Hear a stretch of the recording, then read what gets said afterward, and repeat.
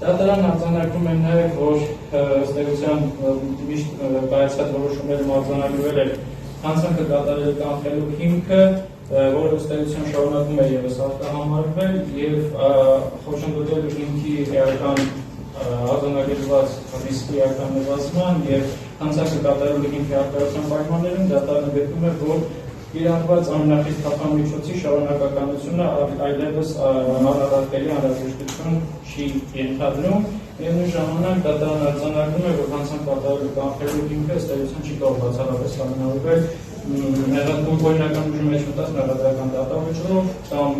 այս կամ այն կերպ դիտարկվել, թե արդյոք որևէ այլ քրեական գործով հիմնավոր կասկածից վերապացող չափանիշով որոշակի գնահատականներ կան թե ոչ, ընդ որում դատարանի հանրապետությունը համոզում չէ վճռաբերի դատարանի կողմից բազմիցս արտահայտված իրավական դիրքորոշումներին։ Հաշվի առնելով դատարանի կողմից կատարված արձանագրումները, դատարանը արձանագրում է, որ մեղադրել նկատմամբ կիրառված թափանմիջոց կալանքը ենթակա է փոփոխման, դատարանը որոշում է